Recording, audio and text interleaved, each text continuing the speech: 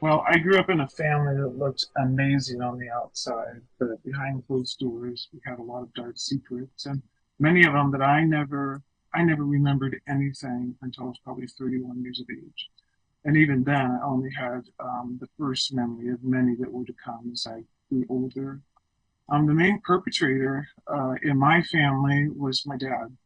Um, uh, Moving through the experience, I began to realize later on, as I was getting healthier, that my mom had to have been also involved in ritual abuse when she was a child. But she would have never been a perpetrator in this, but at the same time, she was controlled, dissociated as well, probably, and was not really able to protect us or see the need to protect me. I recovered memories from birth until 18, and then I was reaccessed by my dad one time when he came to visit my husband and I at the age of 32.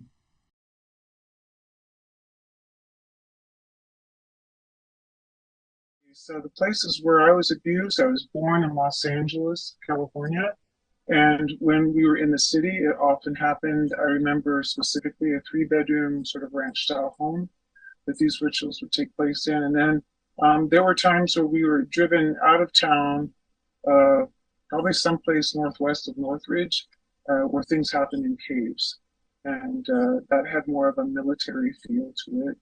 And those are the places that I recall. And then we moved to Alaska when I was in elementary school, early elementary school. And my dad was targeted and brought into another um, satanic ritual abuse group. And so when rituals happen in this context in Anchorage, Alaska, it happened in Anchorage and sometimes in homes. And some of my first memories were in much larger groups that were happening in the summertime in secluded, wooded areas where people would drive for hours to get there down dirt roads. And sometimes they were on Indian reservations. And I always had a sense that later on, as I was processing stuff, I really had this sense that there was a sort of uneasy truce between the coven leaders and the locations they used on reservation. It was a truce, an agreement that their children would never be targeted. I think the important thing is to consider what types of rituals. If you The Satanic Ritual Coven has a calendar of events that they celebrate all throughout the year, and so certain rituals, the main rituals I was a part of, if they were sexual rituals, particularly sexual rituals like the Bride of Satan, for example, then I was the target. I was the one that they were abusing during the ritual itself, and they were sexual in nature. And then always after any kind of ritual, there was kind of a sexual free for all, like an orgy, and I had to be used in those situations. Some of the rituals were, when they were sexual in nature, they would only have certain people of the right hierarchy, and everybody else had to watch. And then it was also important in a sexual ritual that they were looking to see if you could control yourself, especially the men wouldn't have an erection until afterwards, and that showed discipline and certain things. Then, of course, after that, it was open to whatever they wanted. The other nature of the rituals is if you looked at consistency, there was the ritual itself, whichever was required for that particular date in the calendar, and then there was the sexual free for all. And if it was a ritual that did not include sexual stuff, then I was sequestered. But if it did, I was the target. And then the big free for all. And then there was often cannibalism as well. Not always, but cannibalism, sometimes forcing us to eat feces or be urinated on. It was very disgusting and frightening. When I think about the people that are a part of this, these are not people that are blue collar or low on the economic scale. These are people of reputation. They're people that are educated. They're judges. They're lawyers. They're doctors. They're morticians. They're people who work in a hospital that can do all kinds of medical issues.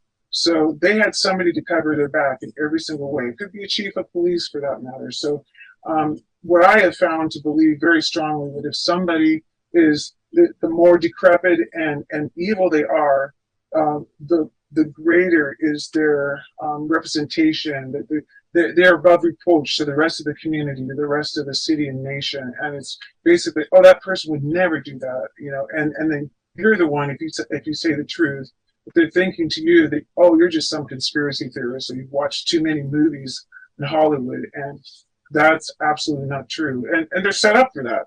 They set that up so that you will be looked upon as somebody who's crazy and needs to be in a mental institution or something like that. And because of that, I don't, very few people know my full story. And that's one of the reasons why I wanted to be here, because I am a competent person and I have received enough healing, and I've had some amazing, I was co-conscious through the memories that were coming forward. So I remember them, they're not fuzzy. And I really want to fight this. It's horrible.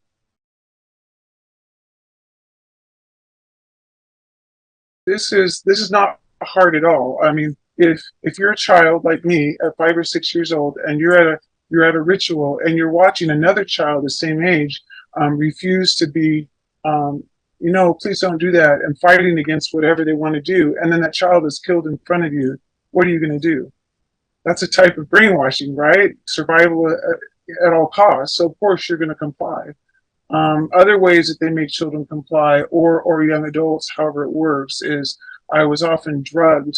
As a teenager, I was often drugged and given drugs that were that completely elevated in completely elevated. So I had no inhibitions and a very strong desire for sex. If I was a child, or other times I was drugged and I was completely alert, but I couldn't move any limbs of my body. So it was like they wanted me to know. I remember a time where I was put in a coffin at a mortuary. I forget what you call those little buildings that hold the coffins, and I was completely alert, but I couldn't move. I'm not sure I could say which one is the worst, but I wanted to share something that maybe not a lot of people are familiar with, and that is the area of the breeders and being a breeder mama. That's kind of a term for some reason that I had in my head. And and this is where a number of my infant memories came back from when I worked with a specialized therapist who really helped me with all of this stuff. I was, as a baby, I was taken to this 3-bedroom home, and they had 3 different rooms, and the adults would continue whatever their planned ritual was going to be in the living room, and I was taken into one of the rooms. In each of these rooms, in 2 of the rooms, was what we call a breeder mama. It was a young girl in her early to mid-teens, old enough to get pregnant. She had never been introduced into our system, so no social security, had never been out in regular life. And her whole role in life was to have babies for sacrifices.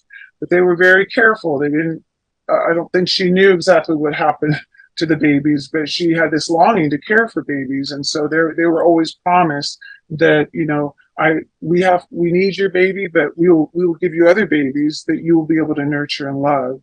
And so in this scenario, in the third room, or somewhere in the household, was an older sort of breeder mama who was overseeing the younger ones.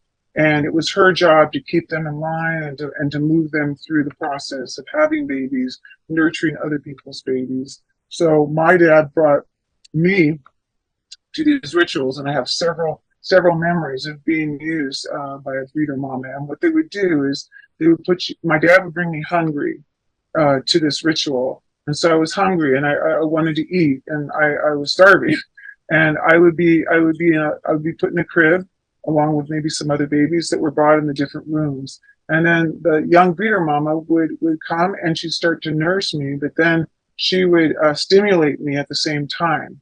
And, of course, as a baby, you don't like that. And if you didn't respond, then you were put back in the crib without food, without a blanket, without a change of diaper, and taken home.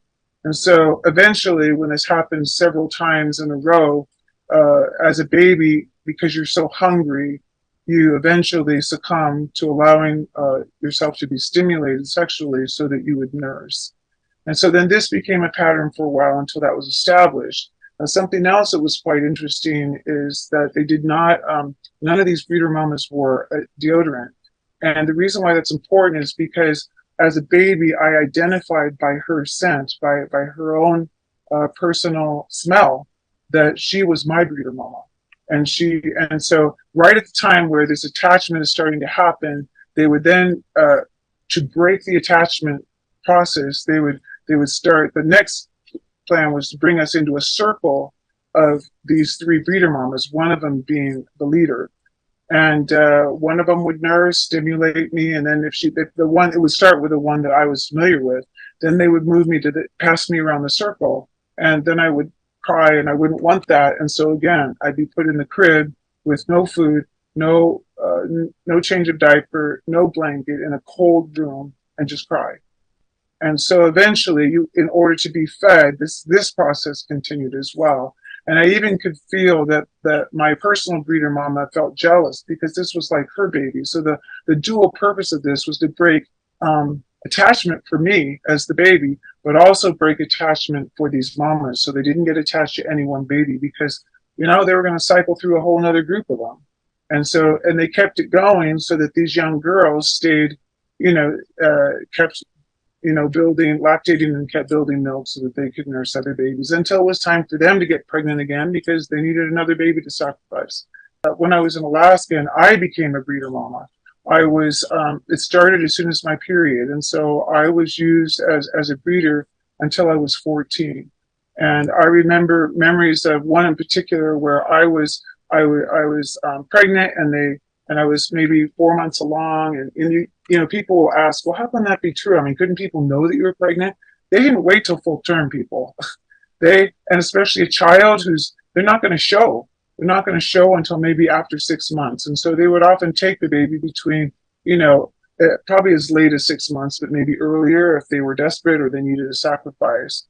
And so in one memory in particular, I was pregnant, and I was in the picture. I was in a military hospital in Alaska outside of Anchorage, and I remember that I was pregnant, and they said, well, we need to check you out and see if you're okay. There was a medical doctor, and they're saying, oh no, the baby's not going to make it. And so I was kind of put under, and I couldn't see what was going on. I was crying. I was asking, is the baby going to be okay? And they said, oh, I'm so sorry, we lost the baby. And then 3 or 4 months later, get this, 3 or 4 months later, we're at this regular secluded wooded area that we went camping to all those years, every year. And when I went to a ritual that my dad, that I was programmed to go to, my dad was not there, but these other people who were more high up said, well, let's walk up and let's go to this lookout. And at the top, in this place at the top of the hill where two rivers come together, which is supposed to be a standard place where they meet. I was looking out over, and somebody was carrying a baby, and and I thought, oh, that's so nice, and they let me hold the baby, and as we were walking up, and I thought, oh, this is really cool. And we walked up and we were looking out, and just looking at the scenery, and the head of the coven, which I didn't really recognize that at the time, because the head of the coven and his wife also intentionally became our best friends. So I just saw him as somebody I knew and respected. And he was a lawyer, by the way. And so, just what I'm talking about, upper class, well-educated. And so we were kind of looking out over the cliff, and he said, well, can you see down below? Let's step a little closer. And I said, well, I'm feeling uncomfortable because I have the baby. And he says, well, I'll hold the baby for a minute. So we both stepped forward, and then he dropped the baby and let the baby fall as a sacrifice.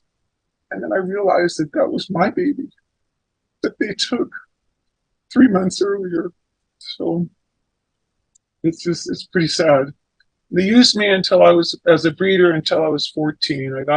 I was in a relationship with another teenage boy, and it was not a healthy relationship. It was that I thought that I got pregnant because we had been intimate a few times. And so we went to my parents, and my mom said, and I always felt like my mom was more of a target in this, which is kind of interesting, and I understand why now. But she said, well, if you want to stay in the family, you're going to have to have an abortion. And I thought, well, I don't want to do that, but I don't want to have the baby either. And so I went through with it. But it was interesting. She took me into the hospital, snuck me in the back door. She was a hospital administrator at this point. Snuck me in the back door and took me up to the doctor's office. And he was very cold-hearted. Well, you won't want to get pregnant again, for at least another 6 months. And you're young and you're small, so we're going to stick something in to dilate you, and it will be painful. And then we'll bring you back tomorrow to do the procedure. So I remember going home and being very, very in a lot of pain. And it wasn't until years later that I realized that they wanted to take that baby. And so they ended up, what happened is he was dilating me in order to take the baby that night in a ritual, which I didn't remember, of course, at the time. They took the baby. Then my mom brought me back the next day through the front door, up in the normal way, into the office. I checked in. And then she never even stayed with me. I had this abortion, a bogus abortion, because they'd already taken the baby just to cover the tracks. I would say, people, wake up. This is real. If you heard me talking, I'm competent. I know what I'm talking about. I've walked through this, and I help other people walk through this as well. And this is not a make believe. This is not too many movies. This is not I read too many Robert Ludlum novels. This is real, and this happens. And a lot of times when we think about somebody who's above reproach, and we say to ourselves, "That person could never have done that." Well, think about all the other people that have come out in the news. You think, "Oh my gosh, I never thought that about them." This is the same case here, people. And the thing you need to realize is that we don't want to believe it. How long did it take for all of us to embrace the idea of sex trafficking? A long time, 20 years probably, before we were willing to realize, okay, this is true. People, this is a type of sex trafficking, but it's even worse. Well, I can't say it's worse. It's different, but it's the same idea. And so my plea is that you will listen to this story, that you will listen to the documentaries, that you will see the different dimensions of how competent people are, or how messed up they are, because they've never been able to get through all of this. And that you will have compassion, and you will join the fight and come against this.